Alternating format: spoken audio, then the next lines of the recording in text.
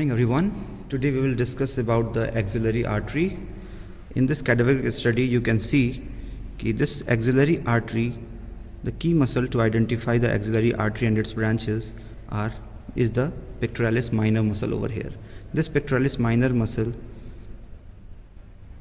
crosses the axillary artery, and you can see the part of the axillary artery which is above this pectoralis major is the first part of the axillary artery.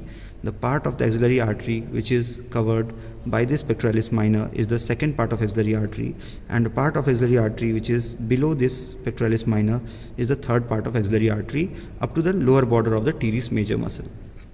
After that, this axillary artery continues in the form of brachial artery. This is the brachial artery in the arm. To see the branches of the axillary artery, let's uncover it. After removing the pectoralis minor, you can see the branches of the axillary artery.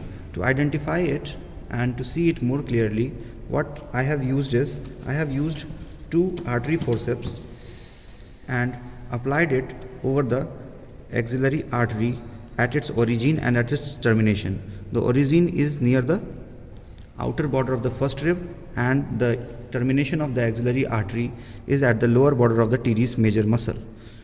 And after applying the clamps, artery forceps clamps, I injected a dye called as eosine dye into the axillary artery, and that dye traced all the branches, different branches of the axillary artery. We can see here the first branch of the axillary artery, which arises from the first part of axillary artery, is the superior thoracic artery. This is the superior thoracic artery arising from the first part of the axillary artery. You can see it here. Superior thoracic artery, a very thin branch in this cadaver, and there are some variations present in this body, in this cadaver. You can see the second branch of the axillary artery. This is the thoracoacromial artery, also called as acromiothoracic artery. This is thoracoacromial artery. You can see the pectoral branch of it supplying the pectoralis major muscle, and it has dye inside it. The third branch, which arises from the second part of the axillary artery, is the lateral thoracic artery.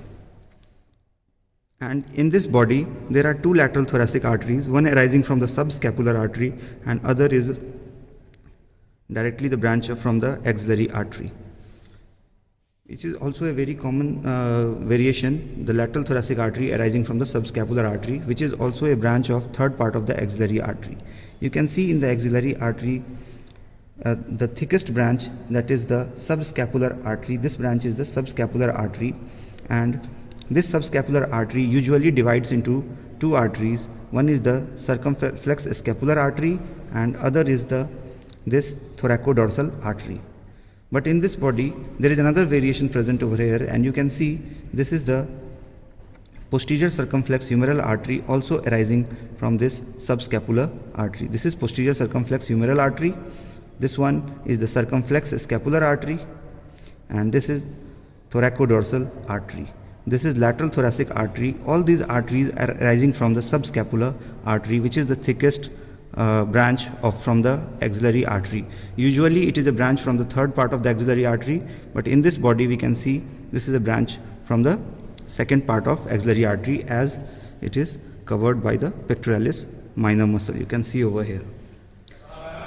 In this cadaver there is, and this small artery is a branch called as anterior circumflex humeral artery, which was accidentally broken at the time of dissection. That is all. Thank you.